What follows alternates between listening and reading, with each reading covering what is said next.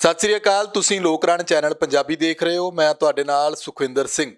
ਕਿਸਾਨੀ ਅੰਦੋਲਨ ਕਈਆਂ ਨੂੰ ਲੱਗਦਾ ਹੈ ਕਿ ਖੜੋਤ ਆ ਗਈ ਹੈ, ਪਰ ਫੈਸਲੇ ਜਿਹੜੇ ਲਏ ਜਾ ਰਹੇ ਨੇ ਉਹਨਾਂ ਉੱਤੇ ਵੀ ਸਭ ਦੀ ਨਜ਼ਰ ਹੈ ਕਿ ਕਿਸ ਤਰੀਕੇ ਦੇ ਨਾਲ ਇਸ ਅੰਦੋਲਨ ਨੂੰ ਅੱਗੇ ਵਧਾਇਆ ਜਾਵੇ। ਹੁਣ ਸਵਾਲ ਇਹ ਉੱਠਦਾ ਹੈ ਇਸ ਸਭ ਦੇ ਵਿਚਾਲੇ, ਜਿਸ ਉੱਤੇ ਅਸੀਂ ਅੱਜ ਚਰਚਾ ਕਰਨੀ ਹੈ ਕਿ ਕਿਸਾਨੀ ਅੰਦੋਲਨ ਤੇ ਰਾਜਨੀਤੀ ਦੇ ਉੱਤੇ ਕਿਸ ਤਰ੍ਹਾਂ ਦਾ ਅਸਰ ਪੈ ਰਿਹਾ ਹੈ। ਭਾਰਤ ਦੀ ਰਾਜਨੀਤੀ, ਪੰਜਾਬ ਦੀ ਰਾਜਨੀਤੀ, ਵਿਰੋਧੀ ਧਿਰਾਂ ਦਾ ਰੋਲ ਕਿਸ ਤਰ੍ਹਾਂ ਦਾ ਰਿਹਾ ਜਾਂ ਕਿਸ ਤਰ੍ਹਾਂ ਦਾ ਹੋਣਾ ਚਾਹੀਦਾ, ਸਰਕਾਰ ਤੇ ਪ੍ਰੈਸ਼ਰ ਹੋਰ ਕਿਹੜੇ-ਕਿਹੜੇ ਢੰਗ ਦੇ ਨਾਲ ਬਿਲਡ ਕੀਤਾ ਜਾ ਸਕਦਾ ਹੈ, ਸਭ ਦੇ ਉੱਤੇ ਗੱਲਬਾਤ ਕਰਾਂਗੇ। ਮੇਰੇ ਨਾਲ ਉੱਘੇ ਸਿਆਸੀ ਮਾਹਰ ਪ੍ਰੋਫੈਸਰ ਰਣ ਸਿੰਘ ਧਾਲੀਵਾਲ ਮੌਜੂਦ ਨੇ। ਸਵਾਗਤ ਕਰ ਲੈਂਦੇ ਸਰ। ਸਵਾਗਤ ਹੈ ਤੁਹਾਡਾ। ਧੰਨਵਾਦ ਜੀ, ਤੁਹਾਡਾ ਵੀ ਸਵਾਗਤ ਹੈ। ਸਾਰੇ ਦਰਸ਼ਕਾਂ ਨੂੰ ਪਿਆਰ ਭਰੀ ਸਤਿ ਸ਼੍ਰੀ ਅਕਾਲ। ਥੈਂਕ ਯੂ ਜੀ। ਪ੍ਰੋਫੈਸਰ ਸਾਹਿਬ, ਕਿਸਾਨੀ ਅੰਦੋਲਨ ਤੁਸੀਂ ਤਾਂ ਉੱਥੇ ਜਾ ਕੇ ਵੀ ਆਏ ਹੋ। ਹੁਣ ਜਿਹੜਾ ਜੋ ਕੁਝ ਵਾਪਰਿਆ, ਸਰਕਾਰ ਨਾਲ ਮੀਟਿੰਗ ਵੀ ਹੋ ਚੁੱਕੀ ਹੈ, ਉਸ ਤੋਂ ਬਾਅਦ ਕਿਸਾਨ ਆਪਣੇ ਫੈਸਲੇ ਲੈ ਰਹੇ ਨੇ, ਟਰੈਕਟਰ ਮਾਰਚ ਵਗੈਰਾ ਹੋਣਾ। ਇਸ ਸਭ ਦੇ ਵਿਚਾਲੇ ਤੁਸੀਂ ਕੀ ਸੋਚਦੇ ਹੋ? ਤੁਸੀਂ ਤਾਂ ਬੜਾ ਨੇੜਿਓਂ ਭਾਂਪ ਕੇ ਆਏ ਹੋ ਉਹਨੂੰ। ਮੇਰਾ ਇਸ ਵਿੱਚ ਖਿਆਲ ਇਹ ਹੈ ਕਿ ਦੇਖੋ, ਜਦੋਂ ਸਿਆਸੀ ਲੜਾਈਆਂ ਇਸ ਤਰ੍ਹਾਂ ਦੀਆਂ ਹੁੰਦੀਆਂ ਨੇ, ਸੰਘਰਸ਼ ਹੁੰਦੇ ਨੇ, ਤਾਂ ਦੋਨੇ ਧਿਰਾਂ ਬਹੁਤ ਹੀ ਗਿਣ ਮਿਣ ਕੇ ਫੂਕ ਕੇ ਪੈਰ ਰੱਖਦੀਆਂ ਨੇ। ਹੁਣ ਤੱਕ ਜਿਹੜਾ ਕਿਸਾਨੀ ਅੰਦੋਲਨ ਹੈ ਬਹੁਤ ਹੀ ਸਫਲਤਾਪੂਰਵਕ, ਸ਼ਾਂਤਮਈ ਤਰੀਕੇ ਨਾਲ ਜਿਹੜਾ ਚੱਲ ਵੀ ਰਿਹਾ ਹੈ। ਇਕੱਲਾ ਚੱਲ ਹੀ ਨਹੀਂ ਰਿਹਾ, ਮੈਨੂੰ ਲੱਗ ਰਿਹਾ ਹੈ ਕਿ ਪ੍ਰਫੁੱਲਤ ਹੋ ਰਿਹਾ, ਵੱਧ ਰਿਹਾ, ਅੱਗੇ ਵੱਧ ਰਿਹਾ ਹੈ। ਸਰਕਾਰ ਹੈ ਜਿਹੜੀ, ਉਸ ਪੱਖ ਤੇ ਮੈਨੂੰ ਖੜੋਤ ਦਿਖ ਰਹੀ ਹੈ। ਸਰਕਾਰ ਨੇ ਜਿਹੜੇ ਹਰਬੇ ਵਰਤੇ, ਹਾਲੇ ਤੱਕ ਉਹ ਪੁੱਠੇ ਪੈ ਰਹੇ ਨੇ। ਹਾਲੇ ਕੋਈ ਇਸ ਤਰ੍ਹਾਂ ਨਹੀਂ ਹੈਗਾ, ਕਿਉਂਕਿ ਸਰਕਾਰਾਂ ਨੂੰ ਹੁੰਦਾ ਹੈ ਉਹ ਜ਼ੋਰ ਜ਼ਬਰ ਨਾਲ ਵੀ ਅੰਦੋਲਨ ਦਬਾਉਂਦੀਆਂ ਨੇ, ਆਪਣੇ ਕਈ ਤਰ੍ਹਾਂ ਹੀ ਹੋਰ ਹਰਬੇ ਵਰਤ ਕੇ ਉਹ ਅੰਦੋਲਨ 'ਚ ਫੁੱਟ ਪਾ ਕੇ ਉਹਨੂੰ ਤੋੜਨ ਦਾ ਯਤਨ ਕਰਦੀਆਂ ਨੇ। ਇਹਨਾਂ ਦੋਨੇ ਫਰੰਟਾਂ 'ਤੇ ਸਰਕਾਰ ਹਾਲੇ ਤੱਕ ਸਫਲ ਨਹੀਂ ਹੋ ਸਕੀ, ਅਸਫਲ ਰਹੀ ਹੈ।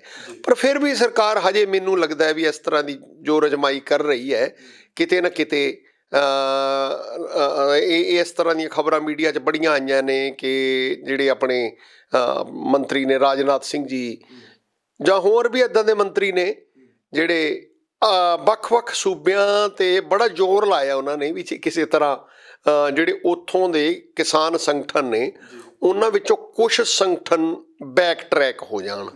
ਪਰ ਹਾਲੇ ਤੱਕ ਇਸ ਵਿੱਚ ਮੈਂ ਇਹ ਕਹੂੰਗਾ ਕਿ 0% ਜਿਹੜੀ ਸਫਲਤਾ ਸਰਕਾਰ ਨੂੰ ਮਿਲੀ ਹੈ। ਬੜਾ ਹੀ ਸਫਲਤਾਪੂਰਵਕ ਚੱਲ ਰਿਹਾ ਹੈ। ਜਿਹੜੇ ਇਹਨਾਂ ਨੇ ਮਾੜੇ ਮੋਟੇ ਸਮੇਂ 'ਤੇ ਉਹ ਲਗਾਏ ਦੋਸ਼ ਵੀ ਜਿਵੇਂ ਇਹ ਅੰਦੋਲਨ ਖਾਲਿਸਤਾਨੀ ਹੈ, ਉਹ ਪੂਰੀ ਤਰ੍ਹਾਂ ਕਲੀਅਰ ਹੋ ਗਿਆ। ਪੂਰਾ ਹਿੰਦੁਸਤਾਨ ਤੇ ਮੀਡੀਆ ਇਸ ਗੱਲ ਨੂੰ ਮੰਨ ਗਿਆ ਕਿ ਨਹੀਂ, ਇਹ ਖਾਲਿਸਤਾਨੀ ਨਹੀਂ ਹੈ। ਭਾਵੇਂ ਇਸ ਅੰਦੋਲਨ ਵਿੱਚ ਪੰਜਾਬੀਆਂ ਦੀ ਬਹੁ ਗਿਣਤੀ ਹੈ, ਜਿਹਦੇ ਕਰਕੇ ਇੱਕ ਦਿੱਖ ਬਣਦੀ ਹੈ। ਕਿਉਂਕਿ ਪੰਜਾਬੀ ਬਹੁ ਗਿਣਤੀ ਹੈ ਤਾਂ ਕਿਸਾਨਾਂ ਦੀ ਹੈ, ਕਿਸਾਨਾਂ ਦੀ ਬਹੁ ਗਿਣਤੀ ਹੈ ਤਾਂ ਆਟੋਮੈਟਿਕਲੀ ਉਹ ਸਿੱਖ ਧਰਮ ਨਾਲ ਉਹਨਾਂ ਦੀ ਨੇੜਤਾ ਹੈ। ਅਤੇ ਦੂਸਰਾ, ਜਦੋਂ ਉਹ ਅੰਦੋਲਨ ਵਿੱਚ ਆ ਗਏ ਤਾਂ ਸਿੱਖ ਧਰਮ ਦੇ ਨਾਲ ਸੰਬੰਧਿਤ ਸਾਰਾ ਕਲਚਰ, ਗੁਰਦੁਆਰਾ ਕਲਚਰ, ਅਤੇ ਈਵਨ ਮਜਬੂਰੀ ਵਸ, ਮੈਂ ਮਜਬੂਰੀ ਵਸ ਸ਼ਬਦ ਕਹਿ ਰਿਹਾ, SGPC ਅਤੇ ਦਿੱਲੀ ਗੁਰਦੁਆਰਾ ਪ੍ਰਬੰਧਕ ਕਮੇਟੀ, ਉਹ ਵੀ ਵੱਡੇ ਰੂਪ 'ਚ ਜਿਹੜਾ ਆਪਦੇ ਵੱਲੋਂ ਯਤਨ ਕਰ ਰਹੇ ਨੇ ਕਿ ਸਾਡਾ ਵੀ ਨਾਂ ਬਣੇ, ਅਸੀਂ ਲੰਗਰ ਵਗੈਰਾ 'ਚ ਅਸੀਂ ਸੇਵਾ ਕਰੀਏ। ਅਦਰਵਾਈਜ਼ ਉਹਨਾਂ ਨੇ ਬਹੁਤ ਬੁਰੀ ਤਰ੍ਹਾਂ ਸਿਆਸਤ ਦੇ ਵਿੱਚ ਹੋਰ ਮਾਰ ਖਾਣੀ ਸੀ, ਖਾ ਵੀ ਰਹੇ ਨੇ, ਹੋਰ ਜ਼ਿਆਦਾ ਖਾਣੀ ਸੀ। ਤਾਂ ਇਸ ਕਰਕੇ ਹਾਲੇ ਤੱਕ ਤਾਂ ਮੈਨੂੰ ਇਹ ਲੱਗ ਰਿਹਾ ਕਿ ਸਰਕਾਰ ਨੂੰ ਜੋ ਮੈਨੂੰ ਲੱਗ ਰਿਹਾ ਕਿ ਜੇ ਸਰਕਾਰ ਡਰਦੀ ਨਾ ਹੁੰਦੀ ਤਾਂ ਪਿਛਲੀਆਂ 2 ਮੀਟਿੰਗਾਂ 'ਚ ਜਦੋਂ ਕਿਸਾਨਾਂ ਨੇ ਯੈਸ ਨੋ ਵਾਲੀ ਗੱਲ ਆਈ, ਅਤੇ ਉਸ ਤੋਂ ਬਾਅਦ ਜਿਹੜੀ ਆ ਕੱਲ੍ਹ ਵਾਲੀ ਮੀਟਿੰਗ 'ਚ ਇਹ ਗੱਲ ਆਈ ਕਿ ਜੀ ਅਸੀਂ ਸਿਰਫ ਇਹਨਾਂ ਮੁੱਦਿਆਂ 'ਤੇ ਹੀ ਗੱਲ ਕਰਾਂਗੇ, ਤਾਂ ਸਰਕਾਰ ਨੇ ਗੱਲ ਤੋੜ ਦੇਣੀ ਸੀ। ਬੇਸ਼ੱਕ 3 ਦਿਨਾਂ ਬਾਅਦ ਭਾਵੇਂ ਫੇਰ ਦੁਬਾਰਾ ਉਹ ਰਿਵਾਈਵ ਹੋ ਜਾਂਦੀ ਗੱਲਬਾਤ, ਪਰ ਇੱਕ ਵਾਰੀ ਝਟਕਾ ਦੇਣਾ ਸੀ। ਇਸ ਗੱਲ ਤੋਂ ਡਰ ਕੇ ਸਰਕਾਰ ਨੇ ਕੱਲ੍ਹ ਤੁਰੰਤ ਇਹ ਨਹੀਂ ਕਿਹਾ ਕਿ ਜੇਕਰ ਇਹਨਾਂ 'ਤੇ ਗੱਲ ਕਰੋਗੇ ਤਾਂ ਅਸੀਂ ਗੱਲ ਕਰਨ ਨੂੰ ਤਿਆਰ ਨਹੀਂ ਹਾਂ, ਬਲਕਿ ਇਹ ਕਿਹਾ ਕਿ ਅਗਰ ਗੱਲ ਇਸ ਮੁੱਦੇ 'ਤੇ ਹੀ ਰਹੇਗੀ ਤਾਂ ਆਪਾਂ ਇਹਦੀ ਅਗਲੀ ਡੇਟ 'ਤੇ ਪਹੁੰਚ ਜਾਈਏ ਤਾਂ ਕਿ ਅਸੀਂ ਹੋਰ ਸਲਾਹ ਕਰ ਲਈਏ। ਇਸ ਤੋਂ ਵੀ ਬਿਨਾਂ ਜਿਹੜਾ ਮੈਨੂੰ ਇਹ ਲੱਗ ਰਿਹਾ ਹੈ ਕਿ ਜਿਸ ਕਿਸਮ ਨਾਲ ਸਰਕਾਰ ਨੇ ਕੱਲ੍ਹ ਇੰਪਰੈਸ਼ਨ ਦਿੱਤਾ ਕਿ ਅਸੀਂ ਪਹਿਲਾਂ IAS ਆਫੀਸਰਸ ਨਾਲ, ਸੈਕਟਰੀ ਲੈਵਲ ਦੇ ਬੰਦਿਆਂ ਨਾਲ ਸਲਾਹ ਕਰ ਰਹੇ ਹਾਂ, ਜਿਸ ਤੋਂ ਲੋਕਾਂ 'ਚ ਇਹ ਇੱਕ ਸਿਗਨਲ ਜਾਵੇ ਕਿ ਹੁਣ ਸਰਕਾਰ ਗੱਲ ਕਰਨ ਲਈ ਸੀਰੀਅਸ ਹੈ। ਪਹਿਲਾਂ ਮੈਂ ਇਹਨੂੰ ਇਹ ਸਮਝਦਾ ਕਿ ਪਹਿਲਾਂ ਕੋਈ ਵੀ ਰਾਜਨਾਥ ਜਾਂ ਅਮਿਤ ਸ਼ਾਹ ਵਰਗਾ ਕੋਈ ਵੱਡਾ ਵਿਅਕਤੀ, ਵੱਡੀ ਪਰਸਨੈਲਿਟੀ ਜਿਹਨੂੰ ਆਪਾਂ ਕਹਿੰਦੇ ਹਾਂ, ਪ੍ਰਮੁੱਖ ਸ਼ਖਸੀਅਤ ਕਮੇਟੀ 'ਚ ਨਾ ਪਾ ਕੇ ਮੈਨੂੰ ਲੱਗਦਾ ਉਹਨਾਂ ਨੇ ਇਹ ਸੁਨੇਹਾ ਦਿੱਤਾ ਸੀ ਕਿ ਅਸੀਂ ਬਹੁਤ ਸੀਰੀਅਸ ਨਹੀਂ ਹਾਂ। ਕੱਲ ਮੀਡੀਆ 'ਚ ਖਬਰ ਇਹ ਆਈ ਕਿ ਭਾਵੇਂ ਰਾਜਨਾਥ ਸਿੰਘ ਜਿਹੜੇ ਨੇ ਮੰਤਰੀ ਨੇ, ਉਹਨਾਂ ਦਾ ਵੱਡਾ ਨਾਂ ਹੈ, ਉਹ ਭਾਵੇਂ ਨਹੀਂ ਆਏ ਕਮੇਟੀ 'ਚ, ਪਰ ਮੀਡੀਆ ਵੱਲੋਂ ਇਹ ਖਬਰਾਂ ਆਈਆਂ ਕਿ ਉਹ ਆਪਣੇ ਦਫ਼ਤਰ ਸਟੈਂਡ ਬਾਏ ਰੱਖਿਆ ਗਿਆ ਉਹਨਾਂ ਨੂੰ, ਕਿ ਜਦੋਂ ਮਰਜ਼ੀ ਉਹਨਾਂ ਨੂੰ ਕੰਸਲਟ ਕੀਤਾ ਜਾਏਗਾ। ਸੋ ਇਹਨਾਂ ਗੱਲਾਂ 'ਚੋਂ ਇਹ ਲੱਗ ਰਿਹਾ ਹੈ ਕਿ ਕਿਸੇ ਹੱਦ ਤੱਕ ਸਰਕਾਰ 'ਤੇ ਦਬਾਅ ਕਾਫੀ ਹੈ। ਜੀ, ਜਦੋਂ ਸਰਕਾਰ ਤੇ ਦਬਾਅ ਦੀ ਗੱਲ ਹੁੰਦੀ ਆ, ਆਪਾਂ ਕਿਸਾਨਾਂ ਨੂੰ ਸੁਣਦੇ ਹਾਂ, ਕਿਸਾਨ ਇਹ ਗੱਲ ਕਹਿੰਦੇ ਨੇ ਕਿ ਜਾਂ ਤਾਂ ਸਰਕਾਰ ਮੰਗਾਂ ਮੰਨ ਲੇ ਜਾਂ ਫਿਰ ਸਾਨੂੰ ਕੁੱਟ ਲੇ, ਹੱਲ ਹੋਰ ਕੋਈ ਨਹੀਂ। ਤੁਹਾਨੂੰ ਕੀ ਲੱਗਦਾ ਕਿ ਸਰਕਾਰ ਇਹੋ ਜਿਹਾ ਕੋਈ ਹੱਥਕੰਡਾ ਅਪਣਾ ਸਕਦੀ ਹੈ ਜਾਂ ਸੋਚ ਰਹੀ ਹੈ ਇਸ ਚੀਜ਼ ਬਾਰੇ, ਜਾਂ ਪਹਿਲਾਂ ਸੋਚਿਆ ਹੋਵੇ ਤੇ ਹੁਣ ਜਿਹੜਾ ਉਸ ਉੱਤੇ ਸਰਕਾਰ ਕਿਸ ਤਰ੍ਹਾਂ ਦੀ, ਤੁਹਾਨੂੰ ਸਰਕਾਰ ਦੀ ਨੀਤੀ ਕਿੱਦਾਂ ਦੀ ਲੱਗਦੀ ਹੈ? ਦੇਖੋ, ਜਿੱਥੋਂ ਤੱਕ ਮੇਰਾ ਪਰਸਨਲ ਵਿਊ ਇਹ ਹੈ ਕਿ ਮੈਂ ਇਹ ਅੰਦੋਲਨ ਦੇ ਵਿੱਚ ਜਿਹੜੀ ਦਮਨਕਾਰੀ ਨੀਤੀ ਹੈ, ਮੈਂ ਇਸ ਦਾ ਹਮੇਸ਼ਾ ਵਿਰੋਧੀ ਰਿਹਾ, ਅੱਜ ਵੀ ਵਿਰੋਧੀ ਹਾਂ। ਪਰੰਤੂ ਸਰਕਾਰਾਂ ਸਮੇਂ-ਸਮੇਂ ਨੇ ਤੇ ਦਮਨਕਾਰੀ ਨੀਤੀ ਅਪਣਾਉਂਦੀਆਂ ਨੇ।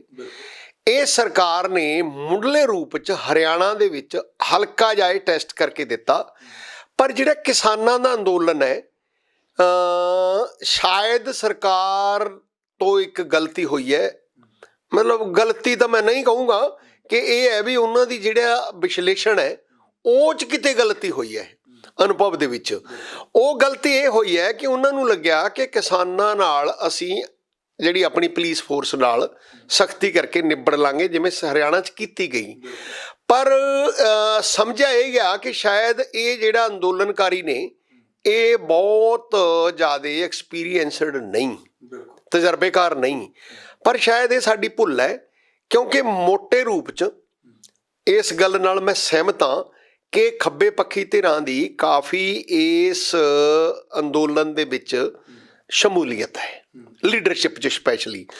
ਔਰ ਉਹਨਾਂ ਨੂੰ ਵੱਖ-ਵੱਖ ਸਮੇਂ 'ਤੇ ਉਹਨਾਂ ਦੇ ਲੀਡਰਾਂ ਨੂੰ ਅੰਦੋਲਨ ਦੀ ਬਹੁਤ ਤਜਰਬੇ ਨੇ, ਤੇ ਉਹਨਾਂ ਅੰਦੋਲਨ ਦੇ ਤਜਰਬਿਆਂ ਵਿੱਚੋਂ ਹੀ ਉਹ, ਮੇਰਾ ਖਿਆਲ ਹੈ, ਪਹਿਲਾਂ ਹੀ ਇਸ ਗੱਲ 'ਤੇ ਚੱਲੇ ਕਿ ਘਰੋਂ ਟਰਾਲੀਆਂ ਲੈ ਕੇ ਆਓ, ਟਰਾਲੀਆਂ 'ਤੇ ਤਰਪਾਲ ਪਾ ਕੇ ਲੈ ਕੇ ਆਓ, ਜਿਹਦੇ ਨਾਲ ਉੱਥੇ ਉਹਨਾਂ ਨੂੰ ਰਹਿਣਾ ਸਹਿਣਾ ਸੌਖਾ ਹੋ ਗਿਆ, ਤੇ ਉਹ ਐਡਾ ਲੰਬਾ ਜਿਹੜਾ ਪ੍ਰੋਸੈਸ਼ਨ ਬਣ ਜਾਂਦਾ ਹੈ, ਜਿਹਦੇ 'ਤੇ ਲਾਠੀ ਚਾਰਜ ਕਰਨਾ ਆਪਦੇ ਆਪ 'ਤੇ ਇੱਕ ਔਖਾ ਕੰਮ ਹੈ।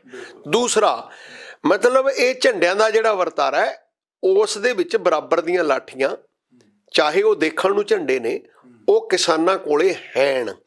ਜਿਸ ਕਰਕੇ ਇਸ 'ਤੇ ਹੁਣ ਜੋ ਮੈਨੂੰ ਲੱਗ ਰਿਹਾ ਹੈ ਕਿ ਉਹ ਜੋ ਮੈਂ ਦੇਖ ਕੇ ਆਇਆ ਖੁਦ, ਉਸ 'ਤੇ ਮੈਨੂੰ ਇਹ ਲੱਗ ਰਿਹਾ ਹੈ ਕਿ 20 ਕਿਲੋਮੀਟਰ ਲੰਬੇ ਮਾਰਚ 'ਤੇ ਲਾਠੀ ਚਾਰਜ ਕਰਨਾ ਦੇ ਲਈ ਬਹੁਤ ਵੱਡੀ ਫੋਰਸ ਚਾਹੀਦੀ ਹੈ। ਇਹ ਇੰਨਾ ਔਖਾ ਨਹੀਂ। ਇੱਕ ਦੂਸਰਾ, ਜਦੋਂ ਉਹਨਾਂ ਨੂੰ ਤੁਸੀਂ ਕੁੱਟਮਾਰ ਕਰਕੇ ਭਜਾ ਸਕਦੇ ਹੋ ਉੱਥੋਂ, ਇਹ ਸਹਿਮਤ ਹਾਂ ਮੈਂ ਇਸ ਗੱਲ 'ਤੇ, ਪਰ ਜਦੋਂ ਉੱਥੋਂ ਭਜਾਓਗੇ ਤਾਂ ਉਹ 20 ਕਿਲੋਮੀਟਰ 'ਚ ਜਿਹੜੇ ਟਰੈਕਟਰ ਟਰਾਲੀਆਂ ਖੜੇ ਨੇ, ਮੈਂ ਇਹ ਨਹੀਂ ਕਹਿੰਦਾ ਸਰਕਾਰ ਕੋਲ ਤਾਕਤ ਨਹੀਂ, ਜਿਵੇਂ ਕਿਸਾਨਾਂ ਨੇ ਜਿਸ ਤਰ੍ਹਾਂ ਉਹ ਹਟਾਤੇ ਬੈਰੀਕੇਡ, ਟਰੈਕਟਰ ਵੀ ਸਰਕਾਰ ਕੋਲ ਵੀ ਬੜੀ ਤਾਕਤ ਹੁੰਦੀ ਹੈ, ਮਸ਼ੀਨਰੀ ਬੜੀ ਹੁੰਦੀ ਹੈ, ਹਟਾ ਸਕਦੀ ਹੈ, ਪਰ ਉਸ ਦੇ ਨਾਲ ਮੈਨੂੰ ਇਹ ਲੱਗਦਾ ਹੈ ਕਿ ਸਰਕਾਰ ਗਿਰ ਜੂਗੀ।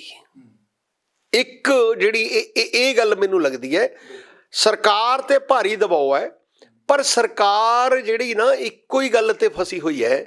ਹੁਣ ਤੱਕ ਪਿਛਲੇ 6 ਸਾਲਾਂ ਦੇ ਵਿੱਚ ਜਿਹੜਾ ਇੱਕ ਨਾਰਾ ਬਹੁਤ ਵੱਡਾ ਦਿੱਤਾ ਤੇ ਬਹੁਤ ਹੀ ਉਹ ਤਾਕਤਵਰ ਨਾਰਾ ਸੀ ਸਰਕਾਰ ਕੋਲ, ਸਰਕਾਰ ਦੀ ਜਿਹੜੀ ਤਸਵੀਰ ਹੈ ਉਸ ਨਾਰੇ ਨਾਲ ਬਹੁਤ ਵੱਡੀ ਹੋਈ ਹੈ, ਤੇ ਹੁਣ ਉਹ ਨਾਰਾ ਫਿੱਕਾ ਪੈ ਗਿਆ। ਤੇ ਜਦੋਂ ਉਹ ਨਾਰਾ ਫਿੱਕਾ ਪਊਗਾ ਤਸਵੀਰ ਵੀ ਧੁੰਦਲੀ ਹੋਊਗੀ। ਜਿਹੜਾ ਉਹ ਨਾਰਾ ਸੀ ਨਾ, ਮੋਦੀ ਹੈ ਤਾਂ ਮੁਮਕਿਨ ਹੈ, ਹੁਣ ਉੱਥੇ ਆ ਕੇ ਗੱਲ ਫਸ ਗਈ। ਹੁਣ ਮੋਦੀ ਹੈ ਤਾਂ ਮੁਮਕਿਨ ਨਹੀਂ ਹੈ।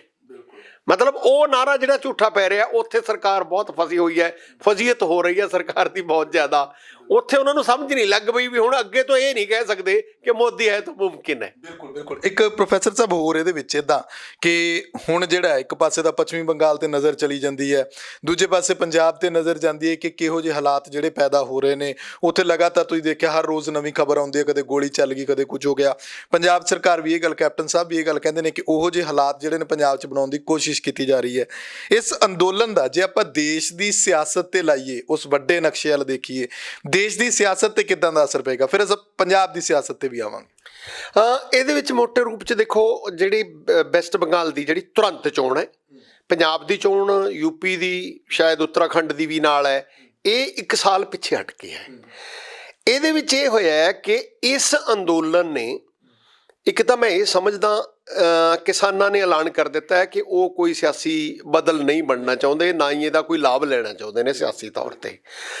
ਪਰ ਇਸ ਦੇ ਵਿੱਚ ਜਿੱਦਾਂ ਅੰਨਾ ਅੰਦੋਲਨ ਦੇ ਵਿੱਚੋਂ ਇੱਕ ਜਿਹੜੀ ਓਪੀਨੀਅਨ ਬਣੀ ਕਾਂਗਰਸ ਸਰਕਾਰ ਦੇ ਖਿਲਾਫ, ਕਰਪਸ਼ਨ ਦੇ ਖਿਲਾਫ, ਉਹਦਾ ਫਾਇਦਾ ਲੈ ਕੇ, ਮੈਂ ਫਿਰ ਕਹਿਣਾ, ਮੈਨੂੰ ਇਹ ਕਹਿਣ 'ਚ ਕੋਈ ਸੰਕੋਚ ਨਹੀਂ ਜੇ ਇਹ ਐਵੇਂ ਭਰਮ ਹੈ ਕਿ ਬੀਜੇਪੀ ਇਸ ਕਰਕੇ ਜਿੱਤੀ ਹੈ ਕਿ ਉਹਨਾਂ ਦੇ ਪਿੱਛੇ ਲੋਕ ਲੱਗ ਗਏ। ਨਹੀਂ, ਮੈਂ ਪਹਿਲਾਂ ਵੀ ਕਹਿਣਾ, ਹੁਣ ਵੀ ਕਹਿਣਾ, ਬੀਜੇਪੀ ਜੇ ਜਿੱਤੀ ਹੈ ਇੰਨੇ ਭਾਰੀ ਬਹੁਮਤ ਨਾਲ, ਸਿਰਫ ਤੇ ਸਿਰਫ ਨੈਗੇਟਿਵ ਵੋਟ ਨਾਲ ਜਿੱਤੀ ਹੈ। ਨੈਗੇਟਿਵ ਵੋਟ ਦਾ ਅਰਥ ਹੁੰਦਾ ਹੈ ਕਿ ਉਹ ਵੋਟ ਇਹਦੇ ਪੱਖ 'ਚ ਨਹੀਂ ਸੀ, ਪਰੰਤੂ ਕਾਂਗਰਸ ਦੇ ਖਿਲਾਫ ਸੀ, ਜਿਸ ਕਰਕੇ ਉਹਨਾਂ ਨੂੰ ਵੱਡੀ ਜਿੱਤ ਹੋਈ। ਉਸੇ ਤਰ੍ਹਾਂ ਦਾ ਜਿਹੜਾ ਹੁਣ ਮਾਹੌਲ ਬਣਿਆ ਲੋਕਾਂ ਦੇ ਮਨੋਵਿਗਿਆਨਕ ਸੋਚ ਦੇ ਉੱਤੇ, ਹੁਣ ਉਹ ਬਿਲਕੁਲ ਉਸੇ ਤਰ੍ਹਾਂ ਬੀਜੇਪੀ ਦੇ ਉਲਟ ਬਣਿਆ ਹੋਇਆ ਹੈ। ਹਾਂ, ਉਹ 4 ਸਾਲ ਪਾਰਲੀਮੈਂਟ ਦੂਰ ਹੈ, ਉਹ ਰਹਿ ਪਾਏਗਾ ਨਹੀਂ ਰਹਿ ਪਾਏਗਾ ਉਹ ਉਸ ਤੋਂ ਬਾਅਦ ਦੀ ਗੱਲ ਹੈ। ਹੁਣ ਆਪਾਂ ਗੱਲ ਕਰੀਏ ਬੰਗਾਲ ਦੀ। ਬੰਗਾਲ ਦੀ ਚੋਣ ਦੇ ਵਿੱਚ ਜਿਹੜਾ ਬੀਜੇਪੀ ਹੈ ਉਸ ਦਾ ਜਿਹੜਾ ਕਰੈਕਟਰ ਹੈ ਉਹ ਨੰਗਾ ਹੋ ਗਿਆ ਹੈ। ਇੱਥੇ ਜਿਹੜੇ 3 MLA ਨੇ 117 'ਚ, ਠੀਕ ਹੈ, ਉਹ ਵਰਤਦੇ ਨੇ, ਵੱਖਰੀ ਗੱਲ ਹੈ। ਮਤਲਬ ਇੱਥੇ ਵੀ 3 MLA ਜਦੋਂ ਹੀ ਗਏ, ਫਟਾਫਟ ਗਵਰਨਰ ਸਾਹਿਬ ਨੇ ਟਾਈਮ ਦਿੱਤਾ ਤੇ ਗਵਰਨਰ ਸਾਹਿਬ ਨੇ ਫਟਾਫਟ ਪੰਜਾਬ ਦੇ DGP ਤੇ ਚੀਫ ਸੈਕਟਰੀ ਨੂੰ ਫਾਲਨ ਕੀਤਾ। ਮੈਂ ਤਾਂ ਇਹ ਸ਼ਬਦ ਯੂਜ਼ ਕਰੂੰਗਾ, ਤਲਬ ਕੀਤਾ। ਮੀਡੀਆ 'ਚ ਖਬਰ ਆਈ ਹੈ। ਮੈਨੂੰ ਇਸ ਗੱਲ ਦੀ ਹੈਰਾਨੀ ਹੁੰਦੀ ਹੈ ਕਿ ਜਦੋਂ ਇਹ ਸਾਰਾ ਕੁਝ ਇੱਥੇ 3 MLA ਕਰ ਸਕਦੇ ਨੇ, ਤੇ ਜਦੋਂ ਕਾਂਗਰਸ ਦੇ MP, ਚਾਹੇ ਜੋ ਮਰਜ਼ੀ, ਚਾਹੇ ਉਹਨਾਂ ਦੀ ਸਿਆਸਤ ਹੋਵੇ, ਉਹ ਜਦੋਂ ਗਵਰਨਰ ਰਾਸ਼ਟਰਪਤੀ ਤੋਂ ਟਾਈਮ ਮੰਗਦੇ ਤੇ ਟਾਈਮ ਨਹੀਂ ਮਿਲਦਾ। ਮਤਲਬ ਇਹ ਆਪਦੇ ਆਪ 'ਚ ਕਿਤੇ ਨੰਗੀ ਹੋਈ ਹੈ। ਦੂਜਾ, ਇਹ ਜਿਹੜਾ ਸਰਕਾਰ ਨੇ ਜੋ ਗੁੰਡਾਗਰਦੀ ਦੇ ਖਿਲਾਫ ਇੱਥੇ ਗਵਰਨਰ ਕੋਲ ਭੱਜ ਕੇ ਜਾਂਦੇ ਨੇ ਕਿ ਸਾਨੂੰ ਕੁੱਟਿਆ ਜਾ ਰਿਹਾ ਹੈ, ਇਸ ਤੋਂ ਵੱਡੀ ਗੁੰਡਾਗਰਦੀ ਬੀਜੇਪੀ ਬੰਗਾਲ 'ਚ ਕਰ ਰਹੀ ਹੈ। ਉੱਥੇ ਗਵਰਨਰ ਦਾ ਜਿਹੜਾ ਇੰਸਟੀਟਿਊਸ਼ਨ ਹੈ ਉਹਨੂੰ ਵਰਤ ਕੇ ਉਹ ਕੰਮ ਚਲਾ ਰਹੀ ਹੈ। ਸੋ ਇਸ ਦੇ ਨਾਲ ਮੈਨੂੰ ਇਹ ਲੱਗਦਾ ਹੈ, ਇੱਕ ਗੱਲ ਜ਼ਰੂਰ ਸੋਚਣ ਵਾਲੀ ਹੈ ਕਿ 3 ਧਿਰੀ ਜਿਹੜੀ ਇਲੈਕਸ਼ਨ ਹੈ, ਕਾਂਗਰਸ ਤੇ CPM ਉੱਥੇ ਇਕੱਠੇ ਹੋਣ ਜਾ ਰਹੇ ਨੇ, ਮਮਤਾ ਵੱਖਰੀ ਲੜਨ ਦੇ ਸੁਰ 'ਚ ਹੈ ਤੇ ਬੀਜੇਪੀ ਵੱਖਰੀ। ਉਹ 3 ਧਿਰੀ ਲੜਾਈ 'ਚ ਬੀਜੇਪੀ ਨੂੰ ਕੁਝ ਫਾਇਦਾ ਹੋ ਸਕਦਾ, ਪਰ ਹਾਲ ਦੀ ਘੜੀ ਇਹ ਕਹਿਣਾ ਬਹੁਤ ਔਖਾ ਹੈ ਕਿ ਬੀਜੇਪੀ ਜਿੱਤਣ ਵਾਲੀ ਪੋਜੀਸ਼ਨ 'ਚ ਹੈ। ਕਈ ਇੱਦਾਂ ਦੇ ਵਿਸ਼ਲੇਸ਼ਣ ਆਏ ਵੀ ਨੇ ਜਿਹੜੇ ਉਹ ਜਿੱਤਣ ਵਾਲੀ 'ਚ ਨਹੀਂ, ਲੇਕਿਨ ਹਾਂ ਕੰਪੀਟੀਸ਼ਨ 'ਚ ਬੀਜੇਪੀ ਹੈ।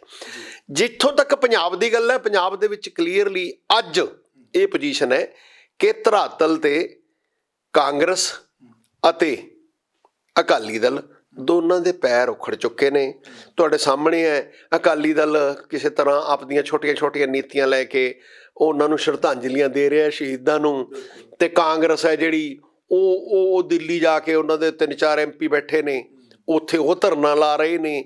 ਮੈਨੂੰ ਜੋ ਲੱਗ ਰਿਹਾ ਕਿ ਇਹ ਉਹਨਾਂ ਦੀ ਮਜਬੂਰੀ ਹੈ, ਇਹ ਤੋਂ ਬਿਨਾਂ ਉਹ ਕੁਝ ਨਹੀਂ। ਹੋਰ ਬਲਕਿ ਮੈਂ ਉਹਨਾਂ ਨੂੰ ਜੇ ਮੇਰੀ ਕੋਈ ਸਲਾਹ ਮੰਨੇ, ਮੈਂ ਇਹ ਸਲਾਹ ਦੇਣ ਨੂੰ ਤਿਆਰ ਹਾਂ ਵੀ ਉਹਨਾਂ ਨੂੰ ਕੁਝ ਨਹੀਂ ਕਰਨਾ ਚਾਹੀਦਾ। ਜੇ ਉਹਨਾਂ ਨੂੰ ਆਪਣੀ ਸਾਖ ਬਚਾਉਣੀ ਚਾਹੀਦੀ ਹੈ ਨਾ, ਚੁੱਪ ਕਰਕੇ ਆਮ ਆਦਮੀ ਵਾਂਗੂ ਜਾ ਕੇ ਧਰਨੇ 'ਚ ਬੈਠ ਜਾਣਾ ਚਾਹੀਦਾ ਹੈ।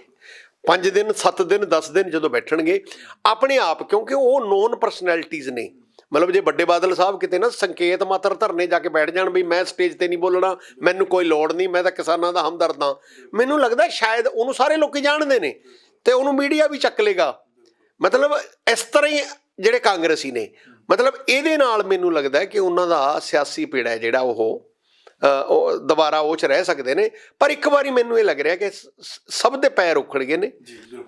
ਕਿਤੇ ਕੋਈ ਖਬਰ ਨਹੀਂ, ਮੀਡੀਆ 'ਚ ਉਹਨਾਂ ਦੀ ਖਬਰ ਬਣਾਉਣ ਲਈ ਉਹਨਾਂ ਨੂੰ ਆਹ ਖਬਰਾਂ ਕਰਨੀਆਂ ਪੈਂਦੀਆਂ ਕਿ ਅੱਜ ਅਸੀਂ ਜੀ ਉਹਨਾਂ ਨੂੰ ਸ਼ਰਧਾਂਜਲੀ ਸਮਾਰੋਹ ਕਰਾਂਗੇ, ਇਹ ਕਰਾਂਗੇ, ਇੱਦਾਂ ਦੀ ਗੱਲ ਅਲੱਗ। ਲੋਕ ਸੁਣਨ ਨੂੰ ਤਿਆਰ ਨਹੀਂ। ਦੂਜੀ ਗੱਲ ਇਹ ਕਿ ਹੁਣ ਪ੍ਰੋਫੈਸਰ ਸਾਹਿਬ, ਜਦੋਂ ਆਪਾਂ ਨੈਸ਼ਨਲ ਲੈਵਲ ਤੇ ਦੇਖੀਏ ਤਾਂ ਬੀਜੇਪੀ ਨੂੰ ਚੁਣੌਤੀ ਤਾਂ ਕਿਤੇ ਹੈ ਨਹੀਂ, ਨਾ ਵਿਰੋਧੀ ਧਿਰਾਂ ਇੰਨੀਆਂ ਮਜ਼ਬੂਤ ਨੇ, ਪਰ ਵਿਰੋਧੀ ਧਿਰਾਂ ਆਪਣਾ ਰੋਲ ਕਿਸਾਨੀ ਅੰਦੋਲਨ 'ਚ ਕਿਸ ਤਰ੍ਹਾਂ ਨਿਭਾ ਸਕਦੀਆਂ, ਕਿਸ ਤਰੀਕੇ ਦੇ ਨਾਲ? ਕਿਉਂਕਿ ਹੁਣ ਤੱਕ ਜੋ ਕੁਝ ਉਹਨਾਂ ਨੇ ਕੀਤਾ, ਜਾਂ ਤਾਂ ਕੋਈ ਮਾੜਾ ਮੋਟਾ ਕਿਤੇ ਨਿੱਕਾ ਮੋਟਾ ਧਰਨਾ ਦੇ ਰਿਹਾ, ਜਾਂ ਕੋਈ ਟਵੀਟ ਹੋ ਰਿਹਾ ਟਵੀਟ ਦੇ ਉੱਤੇ।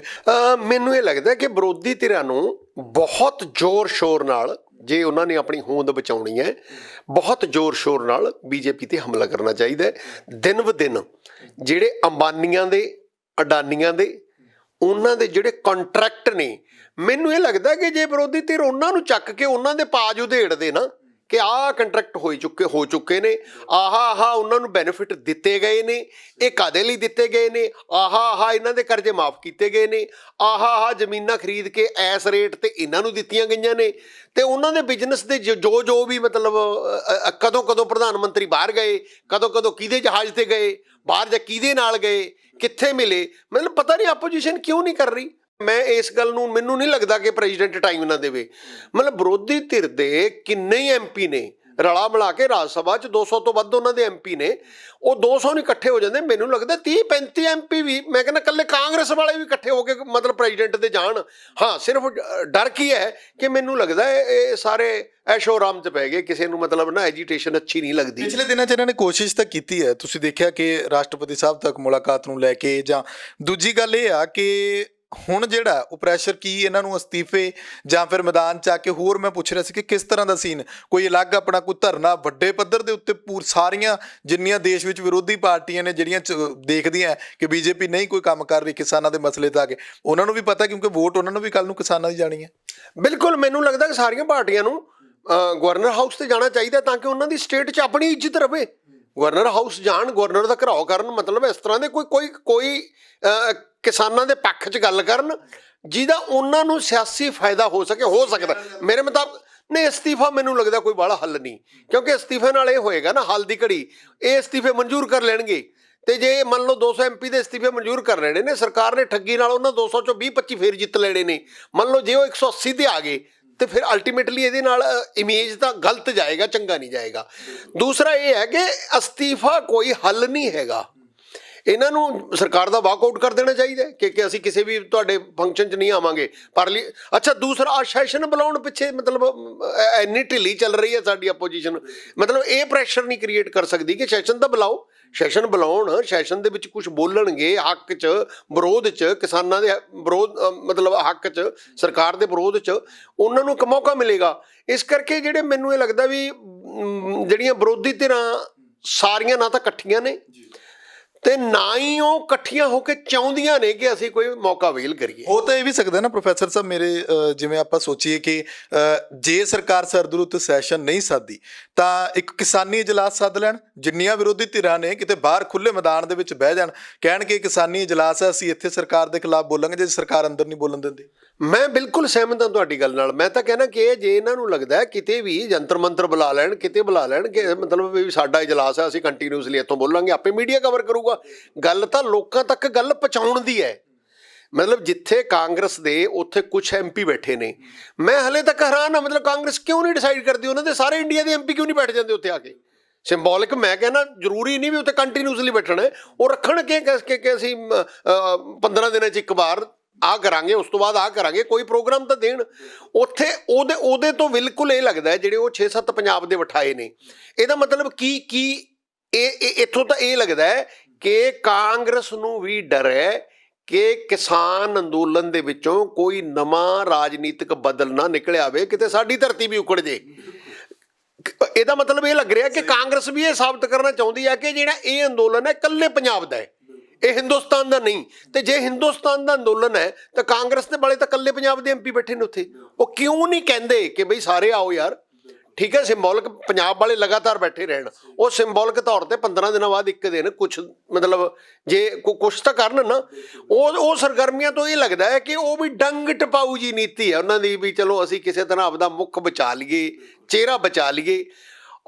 ਇਸ ਦੇ ਵਿੱਚ ਕੁਛ ਇਹ ਹੈ। ਦੂਜਾ, ਇੱਕ ਜਿਹੜੀ ਨੈਸ਼ਨਲ ਪੋਲੀਟਿਕਸ ਦੇ ਵਿੱਚ ਇੱਕ ਜਿਹੜੀ ਹੋਰ ਜਿਹੜੀ ਗੱਲ ਮੈਨੂੰ ਖਟਕਦੀ ਹੈ, ਮੀਡੀਆ ਨੇ ਸਮੇਂ-ਸਮੇਂ ਤੇ ਦੱਸੀ ਵੀ ਹੈ, ਉਹ ਇਹ ਹੈ ਕੋਈ ਐਡਾ ਵੱਡਾ ਚਿਹਰਾ ਨਹੀਂ ਜਿਹੜਾ ਪ੍ਰਧਾਨ ਮੰਤਰੀ ਦੇ ਬਰਾਬਰ ਦਾ ਚਿਹਰਾ ਬਣ ਸਕੇ। ਉਹ ਲੈ ਦੇ ਕੇ ਇੱਕ ਸ਼ਰਦ ਪਵਾਰ ਹੋ ਸਕਦੇ ਨੇ, ਪਰ ਸ਼ਰਦ ਪਵਾਰ ਦਾ ਇਹ ਹੈ ਮੇਰੇ ਖਿਆਲ ਉਹ ਕਾਂਗਰਸ ਨੂੰ ਮਨਜ਼ੂਰ ਨਹੀਂ ਹੋਣਗੇ, ਕਿਉਂਕਿ ਕਾਂਗਰਸ ਚਾਹੁੰਦੀ ਹੋਊਗੀ ਕਿ ਨਹੀਂ ਅਜੇ ਇਹ ਸਾਡਾ ਹੀ ਹੱਕ ਹੈ। ਸੋ ਇਸ ਕਰਕੇ ਮੈਨੂੰ ਇਹ ਲੱਗਦਾ, ਜਿੱਥੋਂ ਤੱਕ ਜੇ ਤੁਸੀਂ ਪੰਜਾਬ ਦੀ ਗੱਲ ਕਰੋ, ਪੰਜਾਬ ਦੇ ਵਿੱਚ ਸਾਲ ਇੱਕ ਬਾਕੀ ਹੈ। ਅੱਜ ਦੀ ਪੋਜੀਸ਼ਨ ਇਹ ਹੈ, ਜੇ ਕੋਈ ਤੀਸਰਾ ਬਦਲ ਆ ਗਿਆ ਨਾ, ਵੋਟ ਨਾ ਕਾਂਗਰਸ ਨੂੰ ਪੈਣੀ ਹੈ ਨਾ ਅਕਾਲੀ ਦਲ ਨੂੰ ਪੈਣੀ ਹੈ। ਅਕਾਲੀ ਦਲ ਨੇ ਤਾਂ ਮੈਨੂੰ ਲੱਗਦਾ ਹੈ ਇਹ ਗੱਲ ਦਾ ਅਹਿਸਾਸ ਕਰ ਲਿਆ, ਕਿਉਂਕਿ ਅਕਾਲੀ ਦਲ ਦੇ ਵਿੱਚ ਇੱਕ ਸੁਰਤਾ ਨਹੀਂ ਰਹੀ। ਇੱਕ ਪਾਸੇ ਅਕਾਲੀ ਦਲ ਦੇ ਪ੍ਰਧਾਨ ਸਰਦਾਰ ਸੁਖਬੀਰ ਸਿੰਘ ਬਾਦਲ ਕਹਿ ਰਹੇ ਨੇ ਕਿ ਅਸੀਂ ਕਾਡਰ ਤਕੜਾ ਕਰ ਰਹੇ ਹਾਂ, ਜਿਹੜੀਆਂ ਨਿਗਮਾਂ ਦੀਆਂ ਮਿਊਨਿਸਪੈਲਿਟੀ ਦੀਆਂ ਚੋਣਾਂ ਲੜਨ ਲਈ। ਚੰਦੂ ਮਾਜਰਾ ਕਹਿ ਰਹੇ ਨੇ ਚੋਣਾਂ ਪੋਸਟਪੋਨ ਕਰ ਦਿੱਤੀਆਂ ਜਾਣ। ਇਹਦਾ ਮਤਲਬ ਮੇਰਾ ਖਿਆਲ ਹੈ ਵੀ ਅਕਾਲੀ ਦਲ ਤਾਂ ਖੁਦ ਕਲੀਅਰ ਨਹੀਂ ਹੈਗਾ ਵੀ ਅਸੀਂ ਕੀ ਕਰਨਾ ਹੈ। ਬਿਲਕੁਲ ਅਖੀਰ ਦੇ ਵਿੱਚ ਆਖਰੀ ਸਵਾਲ ਮੇਰਾ ਕਿ ਹੁਣ ਕਿਸਾਨੀ ਅੰਦੋਲਨ ਹੈ, ਇਹਦੇ ਵਿਚਾਲੇ ਟਰੈਕਟਰ ਮਾਰਚ ਦੀ ਜਿਹੜੀ ਰਣਨੀਤੀ ਘੜੀ ਗਈ ਉਹ ਕਿਸ ਤਰ੍ਹਾਂ ਦਾ, ਜਿਹੜਾ ਕਿਵੇਂ ਕੀ ਟਰੈਕਟਰ ਮਾਰਚ ਨਾਲ ਪ੍ਰੈਸ਼ਰ ਬਿਲਡ ਹੋ ਸਕਦਾ, ਤੇ ਜੇ ਹੋ ਸਕਦਾ ਤਾਂ ਕਿਸ ਤਰ੍ਹਾਂ ਟਰੈਕਟਰ ਮਾਰਚ ਹੋਵੇ? ਮੇਰਾ ਇਹ ਖਿਆਲ ਹੈ, ਪਰਸਨਲੀ ਮੇਰਾ ਇਹ ਖਿਆਲ ਹੈ ਕਿ ਇੱਕ ਤੇ ਜਿਹੜੀ ਉਹ ਦਿੱਲੀ ਨੂੰ ਘੁੰਮਦੀ ਇੱਕ ਰੋਡ ਹੈ ਜਿੱਤੇ ਇਹਨਾਂ ਨੇ ਕਿਹਾ ਕਿ ਅਸੀਂ ਟਰੈਕਟਰ ਮਾਰਚ ਕਰਾਂਗੇ। ਮੇਰਾ ਖਿਆਲ ਹੈ ਵੀ ਸ਼ਾਇਦ ਕੋਈ ਅਗਲੀ ਰਣਨੀਤੀ ਇੱਦਾਂ ਦੀ ਹੋ ਸਕਦੀ ਹੈ ਕਿ ਇਹ ਉਹਦਾ ਜਾਇਜ਼ਾ ਲੈਣ ਕਿ ਕਿਉਂ ਨਾ ਦਿੱਲੀ ਨੂੰ ਆਲੇ ਦੁਆਲੇ ਜਾਮ ਕਰ ਲਿਆ ਜਾਵੇ। ਜੇ ਹੁਣ ਆਪਾਂ ਇਹ ਕਹੀਏ ਨਾ ਕਿ ਗਾਜੀਪੁਰ ਬਾਰਡਰ ਤੇ ਸਿੰਘੂ ਬਾਰਡਰ, ਟਿਕਰੀ ਬਾਰਡਰ ਜਾਂ ਜਿਹੜੇ ਜਿੱਥੇ ਜਿੱਥੇ ਹੋਰ ਹੈ, ਕੁੱਲ ਮਿਲਾ ਕੇ ਇਹ 50-55 ਕਿਲੋਮੀਟਰ ਦਾ ਲੰਬਾ ਜਾਮ ਲਾਈ ਬੈਠੇ ਆ ਉੱਥੇ। ਕਿਉਂ ਨਾ ਉਹ 50 ਕਿਲੋਮੀਟਰ ਦਾ ਪੂਰੀ ਇਸੇ ਰੋਡ ਤੇ ਜਾਮ ਕਰ ਲੈਣ, ਔਰ ਜਿਹਦੇ ਨਾਲ ਫਿਰ ਇਹ ਮਤਲਬ ਇੱਕ ਕਾਲ ਦੇ ਕੇ ਦੇਖਣ ਕਿ ਇਹਦੇ ਨਾਲ ਇਹ ਹੋਏਗਾ ਕਿ ਅਸੀਂ ਜਿਹੜੀਆਂ ਲਿੰਕ ਰੋਡ ਨੇ ਦਿੱਲੀ ਨੂੰ ਪੂਰਾ ਜਾਮ ਕਰ ਦਈਏ ਤਾਂ ਕਿ ਦਿੱਲੀ ਦੀ ਜਿਹੜੀ ਸਾਰੀ ਸਪਲਾਈ ਸਬਜ਼ੀਆਂ ਦੀ, ਦੁੱਧ ਦੀ, ਉਹਦੇ ਨਾਲ ਸਰਕਾਰ ਦਾ ਨੱਕ 'ਚ ਦਮ ਹੋਊਗਾ। ਔਰ ਮੇਰਾ ਪੂਰਾ ਇਹ ਨਹੀਂ, ਜੇ ਇਹ ਗੱਲ ਮੇਰੀ ਠੀਕ ਹੈ ਤਾਂ ਇਹ ਤੇ ਇਹ ਵੀ ਨੱਕ 'ਚ ਦਮ ਹੋਊਗਾ ਜਦੋਂ ਹੁਣ 26 ਜਨਵਰੀ ਦੀ ਪਰੇਡ ਹੋਣੀ ਹੈ ਨਾ, ਤਾਂ ਸਾਰੀਆਂ ਪੈਰਾਮਿਲਟਰੀ ਫੋਰਸਿਸ, ਆਰਮੀ ਦੀਆਂ ਗੱਡੀਆਂ ਬਹੁਤ ਸਾਰੀਆਂ ਉਹ ਇੱਧਰੋਂ ਦਿੱਲੀ ਜਾਣੀਆਂ ਨੇ ਤੇ ਵਾਪਸ ਆਉਣੀਆਂ ਨੇ। ਉਹ ਸਾਰੀ ਫੋਰਸਿਸ, ਸਾਰੀਆਂ ਝਾਕੀਆਂ ਜਿਹੜੀਆਂ ਨੇ ਨਾ ਉਹ ਬਾਈ ਏਅਰ ਨਹੀਂ ਲਿਜਾਈਆਂ ਜਾ ਸਕਦੀਆਂ। ਉਹ ਹੋਏਗਾ। ਦੂਸਰਾ ਜਿਹੜਾ ਇਹਨਾਂ ਨੇ 26 ਤਰੀਕ ਦਾ ਕੀਤਾ ਹੈ, ਤੇ 26 ਤਰੀਕ ਦੇ ਮਾਰਚ ਦੇ ਵਿੱਚ ਜੇ ਇੰਨੀ ਮਤਲਬ ਇਹਨਾਂ ਨੇ ਮੂਵ ਕਰਨਾ ਚਾਹਿਆ ਦਿੱਲੀ ਵੱਲ ਤਾਂ ਸਰਕਾਰ ਨੂੰ ਹੱਥਾਂ ਪੈਰਾਂ ਦੀ ਪੈ ਜਾਊਗੀ, ਸਰਕਾਰ ਦਾ ਸਾਹ ਫੁੱਲ ਜਾਊਗਾ। ਕਿਉਂਕਿ ਬਹੁਤ ਭਾਰੀ ਫੋਰਸ ਪਹਿਲਾਂ ਤਾਂ 26 ਜਨਵਰੀ ਨੂੰ ਦਿੱਲੀ ਉੱਥੇ ਲਾਉਣੀ ਪੈਣੀ ਹੈ ਉਹਦੀ ਸਾਂਭ ਸੰਭਾਲ ਲਈ, ਤੇ ਉਹ ਤੋਂ ਕਿਤੇ ਵੱਧ ਫੋਰਸ ਹੈ ਜਿਹੜੀ ਉਹ ਇੱਥੇ ਲਾਉਣੀ ਪੈਣੀ ਹੈ। ਤੇ ਤੀਸਰਾ ਜਿਹੜਾ ਕਿਸਾਨਾਂ ਦਾ ਉਹ ਜਿਹੜਾ ਪ੍ਰੋਗਰਾਮ ਹੈ ਨਾ ਕਿ ਇਸ ਤੋਂ ਬਿਨਾਂ ਅਸੀਂ ਹਰ ਇੱਕ ਸਟੇਟ ਦੇ ਵਿੱਚ ਗਵਰਨਰ ਹਾਊਸ ਨੂੰ ਵੀ ਜਾਵਾਂਗੇ। ਜੇ ਇਹ 'ਚ ਥੋੜੇ ਵੀ ਕਾਮਯਾਬ ਹੋ ਜਾਣ ਤੇ ਉਹ ਅਗਲੀ ਕਿ ਹਰ ਇੱਕ ਜ਼ਿਲ੍ਹਾ ਹੈੱਡਕੁਆਟਰ ਤੇ ਅਸੀਂ ਝੰਡਾ ਲਹਿਰਾਵਾਂਗੇ। ਤੇ ਉਹਦੇ ਵਿੱਚ ਮੈਨੂੰ ਇਹ ਲੱਗਦਾ ਕਿ ਸਰਕਾਰ ਨੂੰ ਆਪਣੇ ਆਪ ਨੂੰ ਇਹ ਡਰ ਹੋਊਗਾ ਕਿ ਇਹਦੇ ਮੁਤਾਬਕ ਤਾਂ ਫਿਰ ਇੱਕ ਪੈਰਲਲ ਸਰਕਾਰ ਹੋਰ ਹੋਗੀ ਨਾ, ਤੇ ਉਹਦੇ ਨਾਲ ਜੇ ਕੁੱਟਣਗੇ ਤਾਂ ਵੀ ਔਖਾ, ਦਮਨਕਾਰੀ ਨੀਤੀ ਲਿਆਉਣਗੇ ਤਾਂ ਮੁਸ਼ਕਿਲ ਹੋਏਗੀ, ਤੇ ਉਹਨੂੰ ਇੰਪਲੀਮੈਂਟ ਕਰਨਾ ਵੀ ਬਹੁਤ ਮੁਸ਼ਕਿਲ ਹੋਏਗਾ।